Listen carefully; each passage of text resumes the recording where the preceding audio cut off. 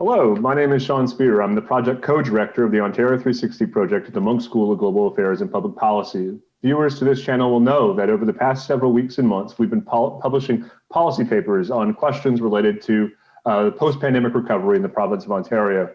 We've published papers that cover a range of topics, including fiscal federalism, communicating in a crisis, budget planning around the pandemic, and ultimately a long-term growth strategy for the province of Ontario.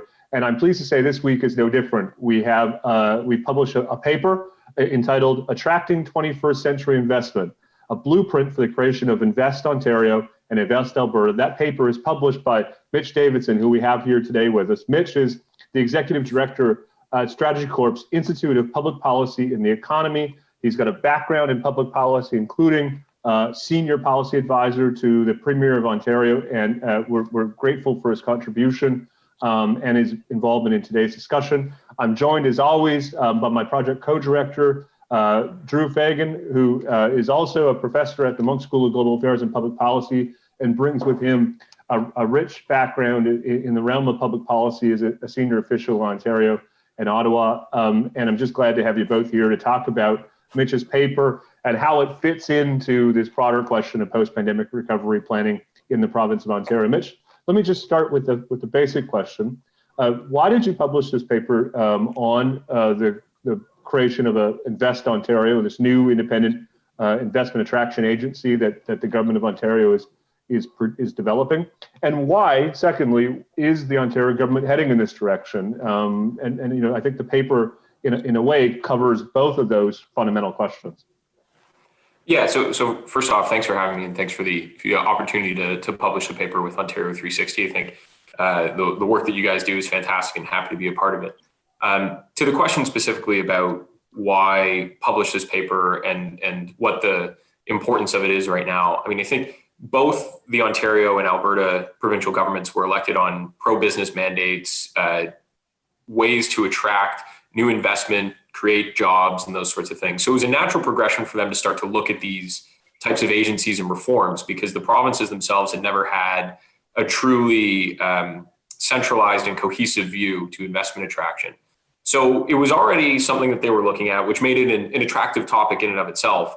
And then all of a sudden, you've got the pandemic on top of that. And you see massive declines in foreign direct investment and in business just spending and business spending their capital, reinvesting in themselves, opening new locations, because there's so much uncertainty going on in the world right now that making those types of decisions is really difficult. So these provinces in particular are now starving for the foreign direct investment they used to get, and coming out of the pandemic, it's going to be even more important to try to get those jobs, try to get that economic activity. You can pay for a lot of the debts that you incurred during the pandemic through higher taxes or things like that, or you can try to do it through increased growth.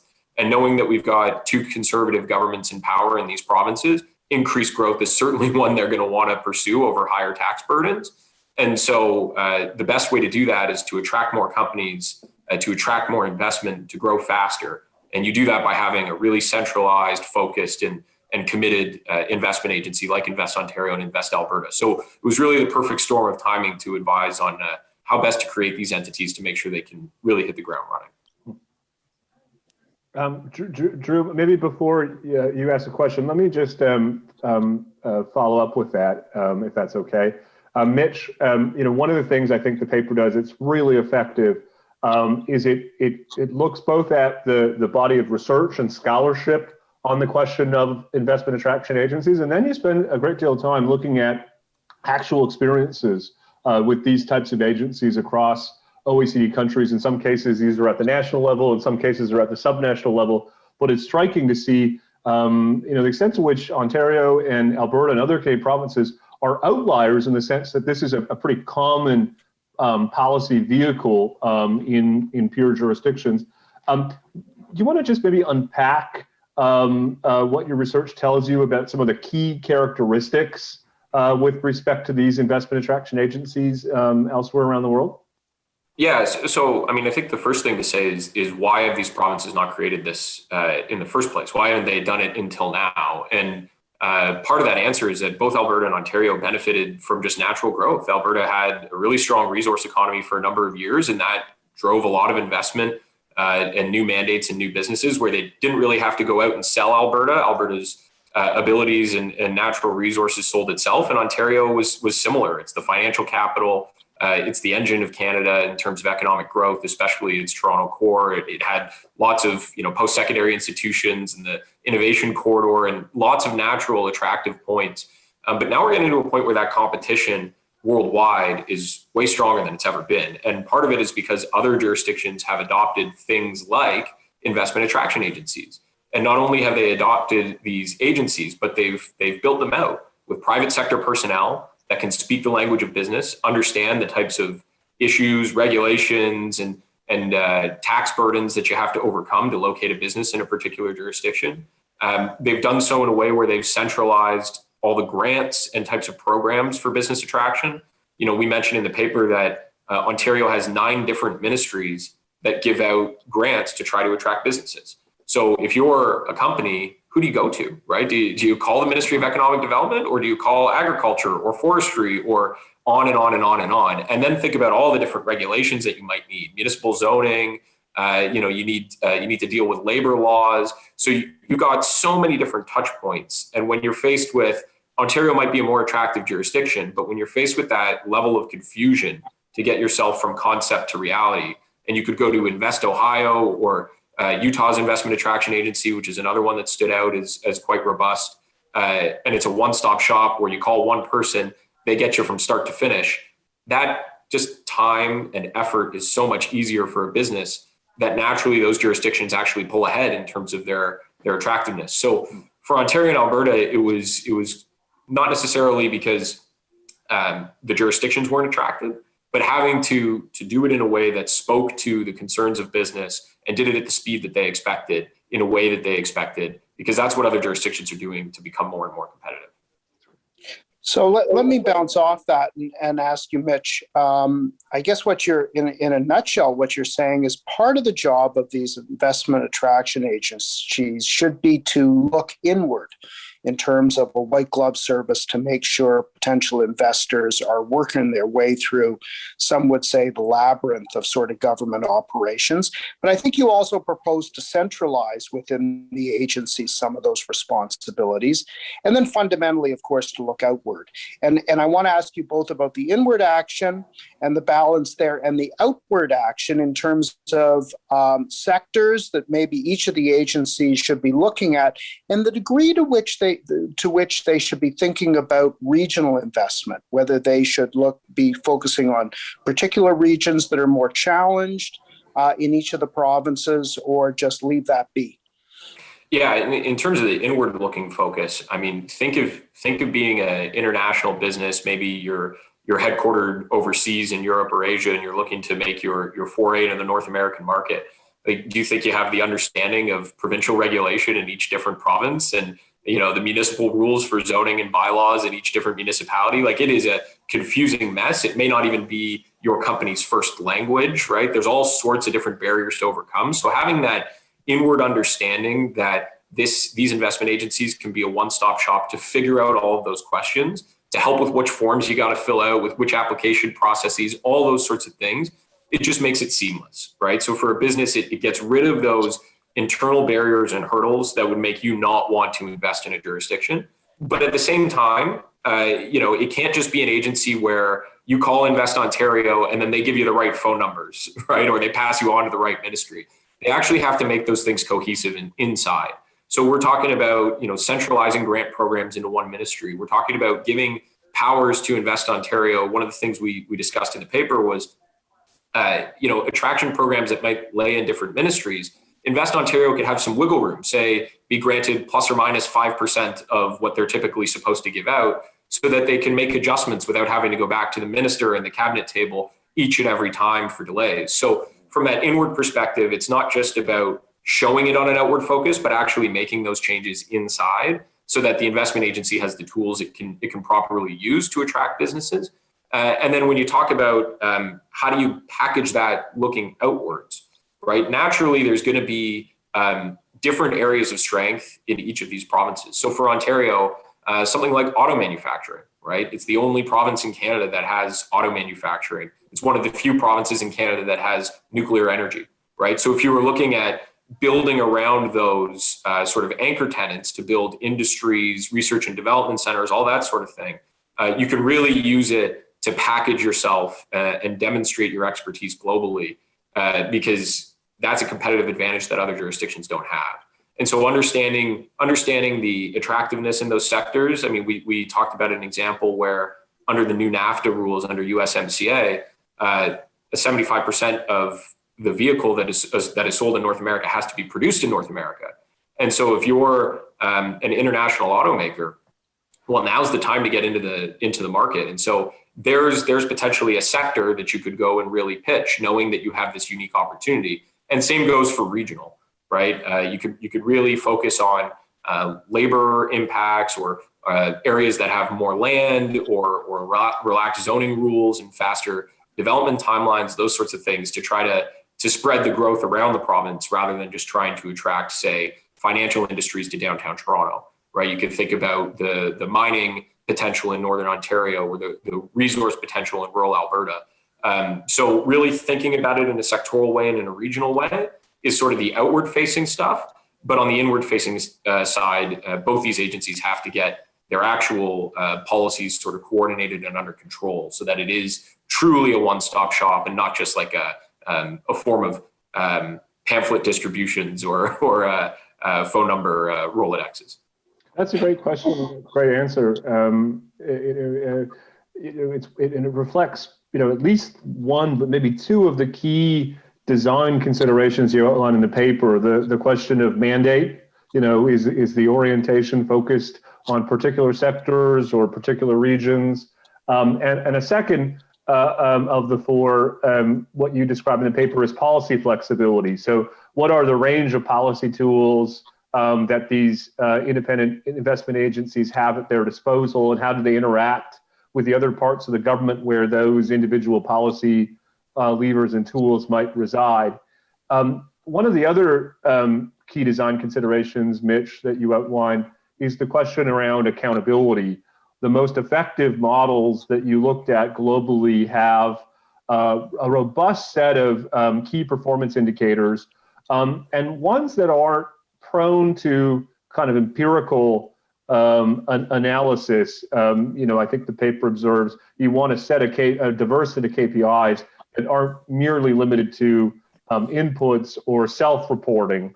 Do you want to just talk about the importance of a kind of strong accountability framework and how the accountability framework both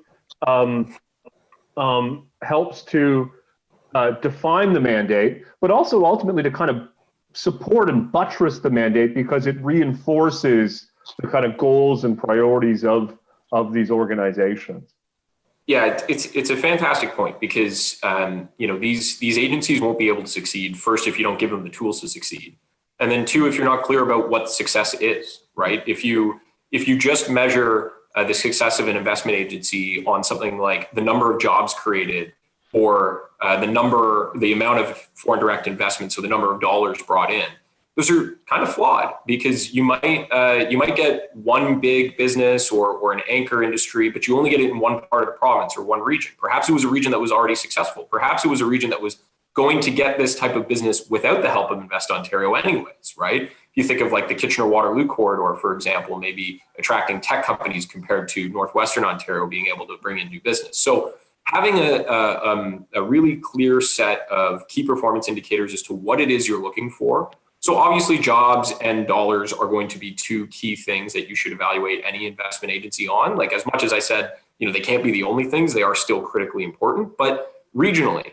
how about what types of industries do they support? So if you brought in an anchor tenant that then is able to help other businesses grow that build off of it. So if you brought in, for example, a new original equipment manufacturer, so a new actual car manufacturer, the business that would go to the spin-off industries or to the parts manufacturers in Ontario would be massive, right? But a lot of those businesses are already here. So you should still very well consider that a positive outcome of an investment attraction agency because it would support job growth and investment naturally and domestically within the province, even though it may only bring in one business. So if you just use one metric or two metrics to evaluate it, you're not going to get the whole picture.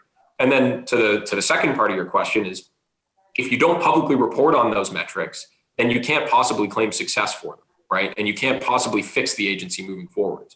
So if Ontario, as it's been criticized before for not being very transparent on its grants and loans and that sort of thing, if it's not clear with the public, with opposition parties about what types of jobs it's bringing in, the types of successes that it's having, it can't be tweaked, it can't be fixed properly, and eventually someone's just going to take issue with it and either dismantle it or significantly alter it away from this one-stop shop model. So we actually looked at Michigan's Economic Development Agency, which was already fairly robustly transparent and even now has sort of bipartisan consensus for a number of different accountability and transparency reforms to be very clear about how much government money is going to each business and for what. There's clear clawbacks if a business doesn't follow through or meet the objectives that it was given money to meet. So all of these types of things really help support the agency and support its mandates and ultimately position itself for better success. Even Michigan, for example, breaks the state into 8 or 9 different regions and reports regionally on all those things so that you can see and you force the mandate to be, force the agency rather to be provincially focused instead of just bringing in wins in one part of the province. So those types of things, those types of metrics and measures make sure that you get an agency that's really robust and fulfills what you're looking for on the whole instead of just in specific areas. So really important to have that kind of diversity in KPIs for sure. I actually wanted to ask you about Michigan because, of course, Ontario and Michigan, think of themselves, maybe they don't think of themselves as a pair as much as they should. And I wanted to cite in particular the way they measure regional impact. Is that something that Investment Ontario should be thinking about? Is its fundamental job to bring in additional investment into the GTHA, the Toronto Waterloo Corridor, which is already doing well, or do they really have to look far beyond that to the areas that aren't doing as well? And how do you measure that? Is Michigan a model in particular with regard to regional KPIs? Yeah, so the first thing I'd say about Michigan is the fact that they report on a regional basis is a fantastic example to follow. There's no reason that Ontario and Alberta shouldn't replicate that to just give people a holistic view of what's going on in each corner of the province. I think that's critically important so you know where to focus your efforts moving forwards and where you're having successes to learn from. The second thing I'd say is the government seems to be slowly grappling with this question about fairness of growth, right? We've seen in recent months and over the past year, this idea of sort of regional opportunities, tax credits for businesses that locate in these non-GTHA places. With the pandemic, there's an increased desire for people to move out of the cities and to live in communities that were once struggling. And so there's a real opportunity here for an investment attraction agency to capitalize on that momentum and really ensure that rural and northern places in Ontario and in Alberta can build some foundation for success. Because over the past several years, as we mentioned in the paper, they've been slowly draining people, draining talent, and draining jobs. And so there's a real opportunity to kind of turn that around. And if you weren't focused on a regional basis, then you'd really miss that opportunity. And I think you'd find yourself looking back a few years from now going, wow, we had sort of a perfect storm of attractiveness to locate some businesses in places that were built on one big manufacturer that's now left and are kind of struggling to survive. We could have repurposed them. We could have diversified them. We could have created new economies there. And it's really important that they don't miss that opportunity. And so one of the ways that I'd actually suggest, and we get into it a little bit at the end of the paper, doing that, which is an interesting proposal, is to sort of focus on attracting people as well as attracting jobs. I think of when I was in government, I attended an event where the CEO of Uber came to open up a Toronto headquarters. And the story that he told was that there was a particular AI scientist who was in front of her class, and she was from Toronto and said, "I'll work for you, but I'm living in Toronto." So they moved an entire office up here because she was so good they didn't want to let her go. If you can replicate models like that, that's obviously an extreme example, but if you have talent and you can bring in talent, the jobs will follow. And now that you can kind of work from anywhere, there's something to be said about that talent being just as important as attracting the mandate. So when we talk about KPIs, there's another one, right? How many people were you able to attract, and how many people with high qualifications that brought employment with them or potential employment with them? that just wouldn't be captured in the typical evaluation of only dollars and cents. That's great, Mitch. I'm sensitive of your time, but maybe just to follow up on that, one of the other key observations from the paper is not only the interesting one you just made about reconceptualizing the role of these organizations, not just to target firms, but also to target talented, dynamic, entrepreneurial people. Another is thinking about different types of firms. So the conventional business support program and investment attraction agency, I think the image that it conjures up is large, heavy industrial employer. You mentioned auto manufacturing is one example, but there are, as you say, new and emerging firms like that rely on intangible assets like intellectual property and so on. Do you want to just talk a bit about how, given these significant changes in the structure of our economy and the types of firms that are investing in the provinces, the role of intellectual property and these kind of different policy issues that the investment and attraction agencies are going to need to think about to ensure that they're not just securing firms and people, but realizing long-term value to the province as well. Yeah, I mean, we've talked about it before offline, and I think it's a great sort of anecdote to get the point across is, businesses don't move to Silicon Valley because of the weather or the transit system. They certainly don't move because of the real estate prices. They move because of the expertise that's located there, or they move because of the talent that's available to do the types of things that they're looking to do. And Ontario has that, right? It has that in post-secondary institutions, be it colleges with applied research or universities doing research and intellectual property work. And it has that in lots of different diverse types of industries, right? Mining and forestry in the north. It has it in agriculture. It has it in even, winery and viniculture in like the St. Catharines area. There's lots of diversification.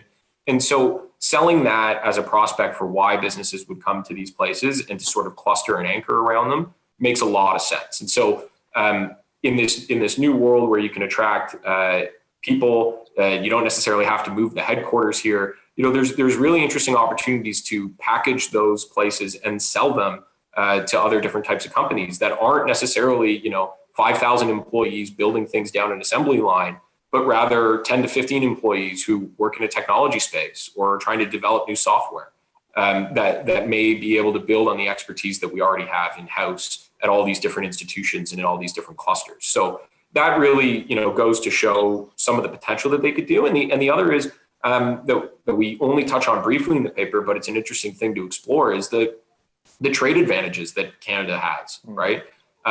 If you're an international company, you may not be aware of the different access to markets that you get by being part of the Canadian ecosystem. By having a business here, your access to the American market, to the Mexican market, to the European market grows. And we have lots of different free trade agreements with lots of different nations. And so it's not just I'm looking to open a branch in Canada or sell to the Canadian market. It really does open the world to you, especially if you're a really growing business. So thinking about combining those trade advantages, those technology advantages into one place where you can then go out and sell that as a really attractive feature, it just becomes so much more. There's so much more potential to do that through an investment agency than, and in fairness to civil servants in both provinces, than to hope that they do that in addition to their jobs of policy creation, dealing with ministers and legislation, and all of those different things that go with it. Having a dedicated agency with private sector experience that is full-time committed to this, the results and the potential for the results just dramatically outweigh what's being done right now. That's great. Drew, do you have a last question for Mitch? I do actually.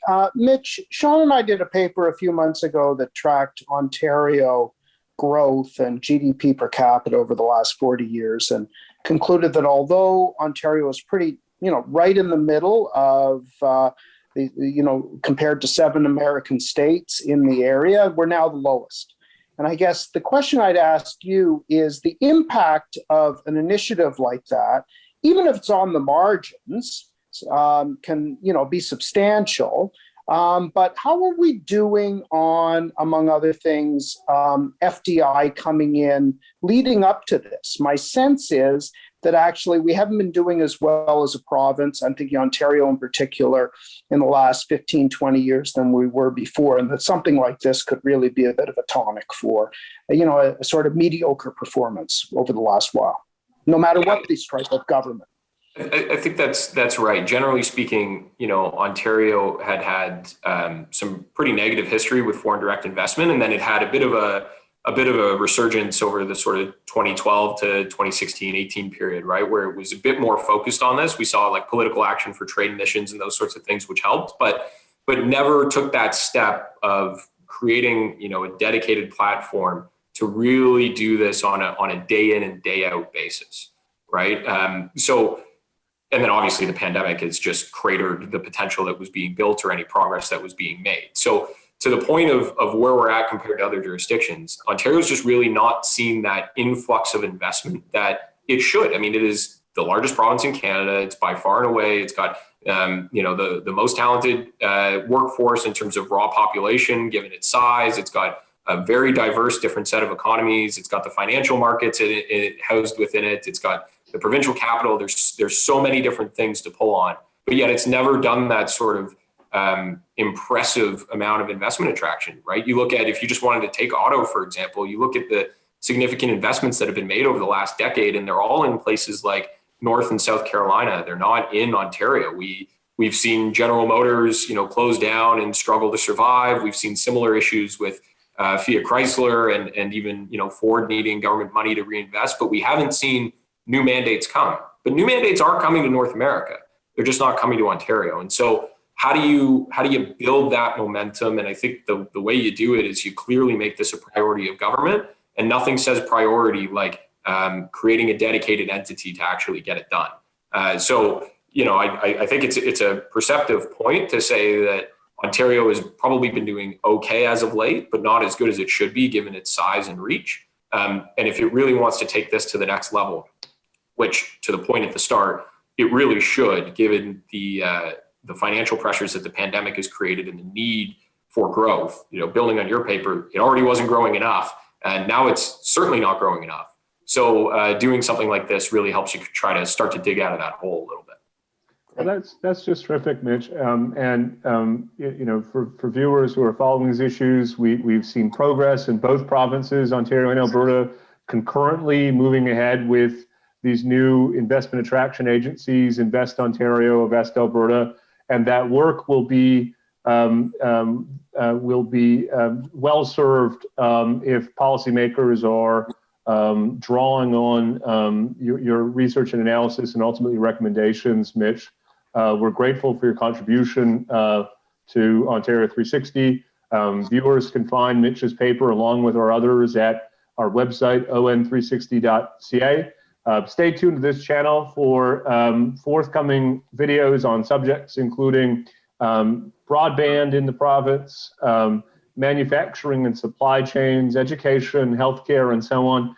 Thanks for continuing to follow along with Ontario 360's work. And thank you, Mitch. And thanks to you, Drew, for today's conversation. I think it's precisely the kind of thinking that will help to ensure that Invest Ontario can make a difference in our province.